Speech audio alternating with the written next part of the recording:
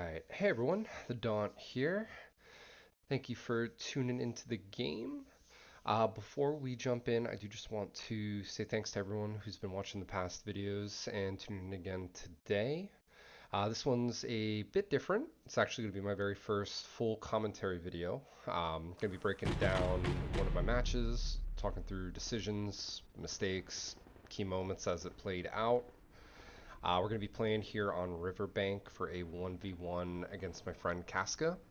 You've probably seen him in a couple different videos on MaxCop's channel and General Wiener, Beast of the East's channel.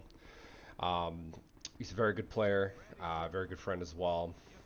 And this is going to be one of our technically two matches on Riverbank that we played over a couple days here. I'm going to be running the US regular doctrine while Casca's gone with the Germany support doctrine. And in this match, I'm trying to test out how viable the US faction can actually be in a competitive setting. Most players don't see it as competitive, especially weak in 1v1. Wanted to see what I could do to potentially change that up, change the narrative, see what we can do here. So, as you'll see, rushing out immediately, trying to cover as much of these first 2 points to the north as I can. I feel like on the Allied side, Riverbank, very beneficial to take those two, just because you have the trenches, you've got the buildings, the B point and kind of the midpoint are very, very close together, whereas the south point kind of hard for the Allies to get to because they gotta kind of go through the river and that dip in the terrain, and the Axis forces can just kind of sit right up on top. So we're really trying to kind of flank down through because we do have this little gully right on the point itself that we can kind of get our troops in, get our guys down there, hunker down, toss nades up, and just kind of get as fast as possible.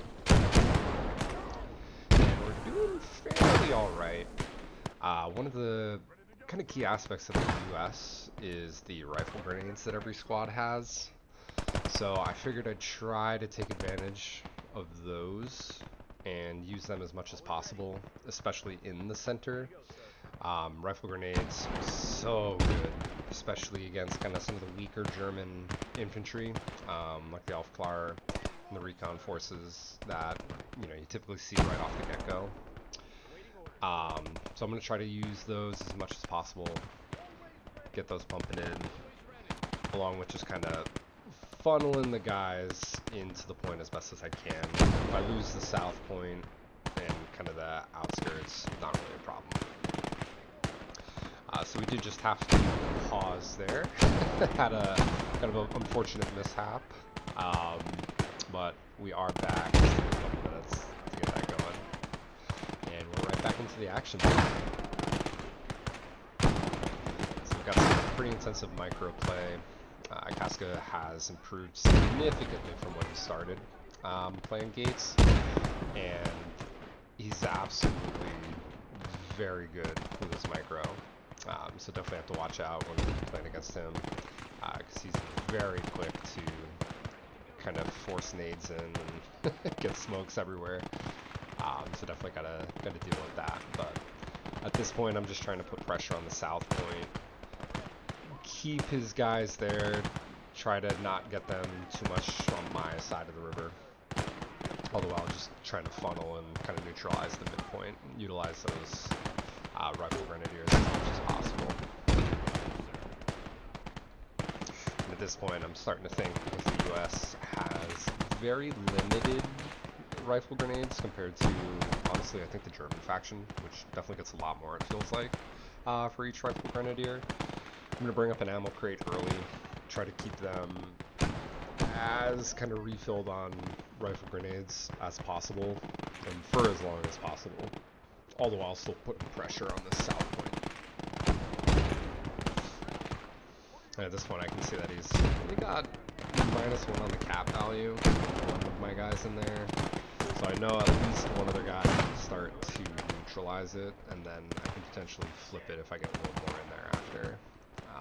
But my main goal is not to lose the middle. The south one isn't really a big concern of mine right now.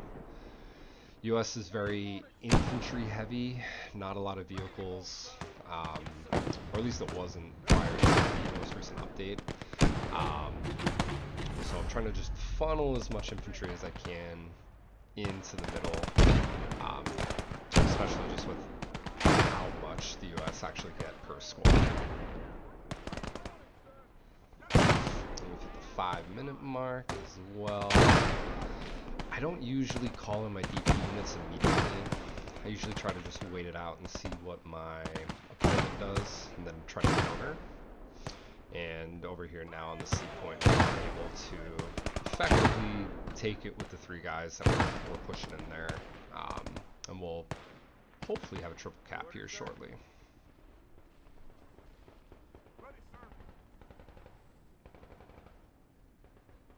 Ready to go, sir.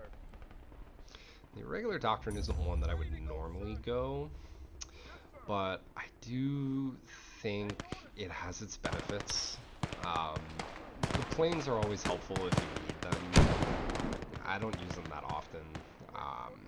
I think you can truly save the DP and kind of avoid using them for the most part.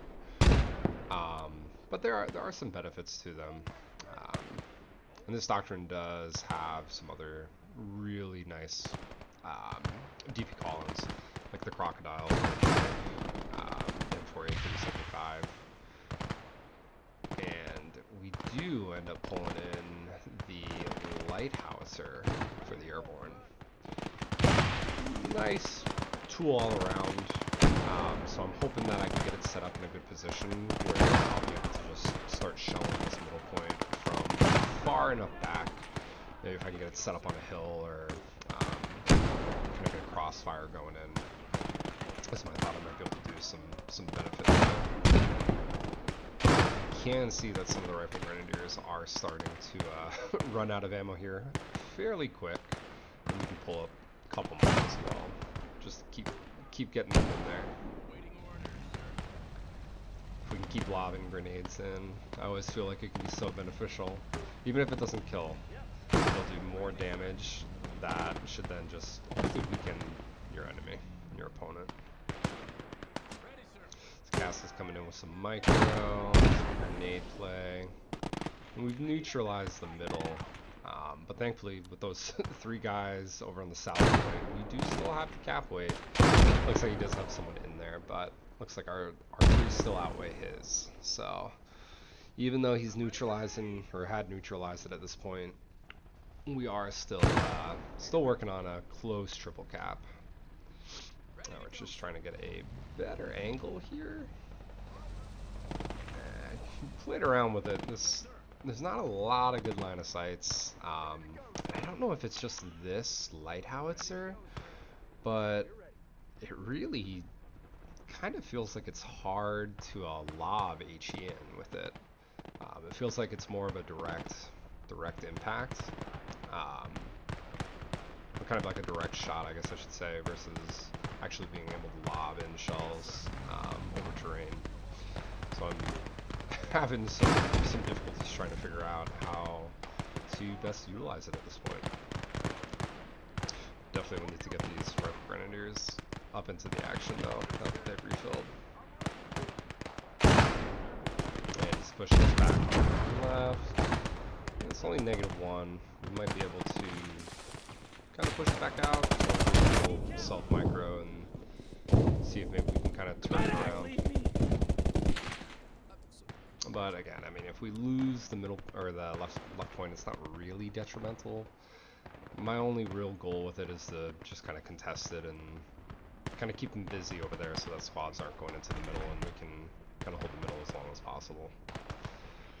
Make them burn squads that could instead contest the middle and force him to kind of retake his point. So we're repositioning the light howitzer yet again because it's not doing anything at this point. So we're going to see if maybe we can get a better angle over here, but we do notice he's pulled up the Whirlwind, which is definitely a pretty big concern, I'd say. especially considering I'm very heavily infantry only at this point, minus the field howitzer here. He does got a single guy on the back, but luckily we've also got guys spread out far enough around, which is something I'd always recommend doing. Cover the flanks, get a guy out on each side early in the match. That way, you know, there's no surprises, no one's sneaking up behind you. You don't have to worry about it.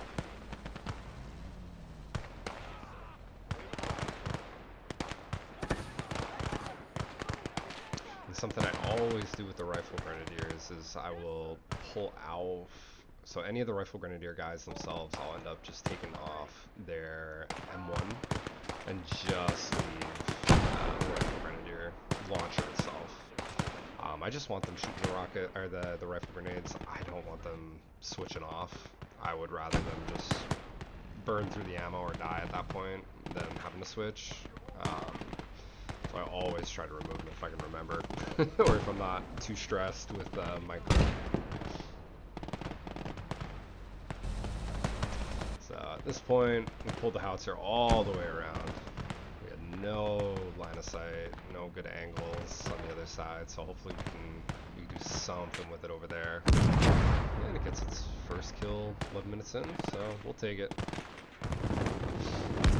Yeah, looks like Cascade is pulling up the Warble to try to maybe counter us, maybe push us back. That one squad that I just moved up. But again, I'm really only trying to test them, make most of this time over here instead of just pushing one of my points. And I will say, one of my recommendations to Casca after this match was with the Warble.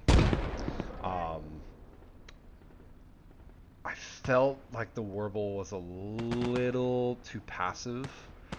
I think he should have gotten it more towards the middle, maybe kind of back from the midpoint, but kind of perched up in those trees in that tree line there, just out of my range. I think if it was there, it would have had way more impact in terms of kind of clearing out this strong defensive line I've kind of built up at this point.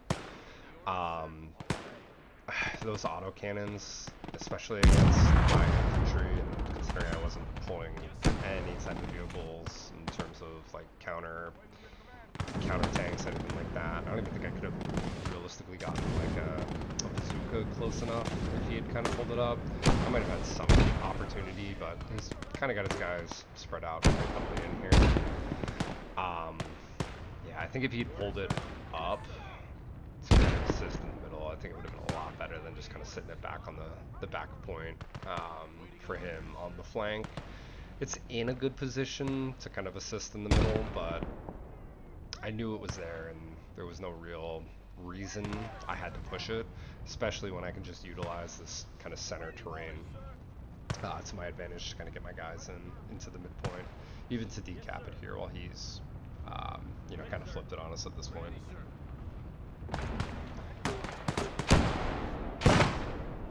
So we decap him. We're going to try to maybe move the howitzer again. Maybe we can get a better line of sight in this middle hole. I feel like the howitzer spent more time than did firing this game. It's only 2 kills at this point, so it's pretty accurate. And now we have him to do. Not a bad buy, I would consider on this one. Especially where he's got it placed. It's kind of perfect to deal with my line of defense. I don't have anything that can kind of deal with it. I'm trying to gauge where it roughly might be right now. Maybe I can shell it with my howitzer. Seems like we're hitting something though. I'm assuming there's buildings, defense, or the smaller buildings on the point that we're probably hitting. But I've got the rough location, so I'm just trying to get a lucky hit, and he gets the lucky hit. Wipes it out. I think the thing had 2 kills the entire time it was up, so probably about 10 minutes or so. Super unfortunate. Pretty wasted DP buy. Don't know if I can get it again, at least on this map. So now I'm trying to figure out what I'm going to do to counter the werewolf, support. I've got plenty of MP that I could call in tank if I want, but I do see there's only, you know, at this point 7 seconds left for the DP call in tier 2. So I might as well just save, wait, and I already know I had what I'm gonna get. And we shall see that here shortly. Yep, flame croc. Not the crocodile, but flame shark at this point. I feel like it's a better buy. He is getting pretty risky. He's pulling up the Whirlpool. Probably a desperation move, I think. I'm not sure I can always ask him, but I don't have any AT other than the Rifle Grenadiers, which do thankfully stun it. He gets out, which I'm assuming is a self-destruction at this point, because it is still fully drivable. I'm trying to rush in. I'd love to cap it if I can. Right as I attempt to, we have a turret toss. It's probably about 2 seconds away from stealing that Warble, because if I was able to get in, it would have stopped the self-destruction. But it is a good move on him to do it if you felt it was, you know, he wasn't going to really be able to get it out of there, and he didn't want to fully use it to me. I don't blame him. I've the same thing. And now I'm going to try to counter the 2-3-4. I think that's what it said on my head. But the hack Kuma, essentially, which it's not a bad DP call-in. I assume he's probably pulling it in as a counter to the Flame Sherman, but it is a glass cannon. A tree would probably take it out for the most part. It's not my favorite in that doctrine. I probably wouldn't get it unless it was like a real desperation move. I think the gun's okay, but it's not the best. But now that that's down, this pretty much just gives me full clearance to kind of run in the flame croc, although that's a little further than I want it to go. I'm calling it a crocodile too, not a crocodile, sure. I'm waiting for the British DLC, can't come soon enough. But now at this point, I've kind of just got free reign. We're, you know, 920 on the score to 180, so we're getting close. He's pretty much got to make a desperation push at this point. And with the Flame Sherman in the point, it's gonna be pretty tough to push me out.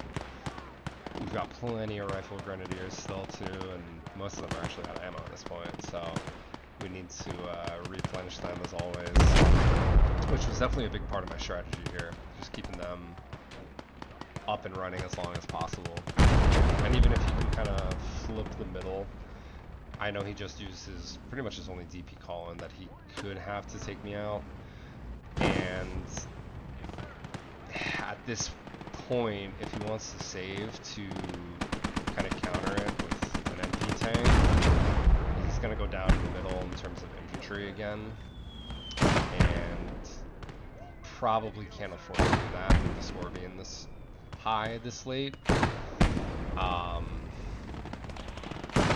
So at this point I do feel very, very confident in this match. I know I can easily flip the middle. If I wanted to push the Flame Sherman up further, I could kind of get it on a flank into where most of the guys probably are in the middle at this point. I'm going to go in with HE. Kind of set it up to make sure that the cal can go to town, just in support. You'll also see I've got 1,000 MP saved, so I can continue to funnel in squads as much as I need to at this point. If for whatever reason something came out countered me, I have plenty of MP that I can, you know, buy an MP tank and counter him. We didn't really feel as much pressure on him. I think that's probably what I would have done if I were Casca. Give a little more pressure on my point at this rate, because I've just kind of been able to sit here. Not much going on. He does start to push a squad up on the flank over here from his point. This is probably the squad that came into the cap. We get a very nice grenade, taking out 4 of them. right off the bat. And it's a good push, a little late, I'd say. I think what probably would have helped Casca is recapping this point earlier. And we're out of ammo, so we'll go for a cheeky little melee attack. And I know there's one other guy that kind of snuck through, so I want to see if we can maybe get him as well. But around the corner and get him immediately gunned down. So we'll deal with him. He's one guy, he's not going to do much, especially this late in the game. We do have the double cap pretty safe at this point, even pulling some of the rifle grenadiers out. He's really got nothing that can get close to us at this point. Let's deal with the Sherman. But we'll deal with this guy. We're at 987. I know the game's getting pretty close. Definitely my recommendations for Casca would be to put more pressure on my points, so I'm not just stagnant. Honestly, I think it's just watching his point a little better, but that is the match. We conclude it. This was game 1 of 2. We did play another one, so I will have that second match up very soon.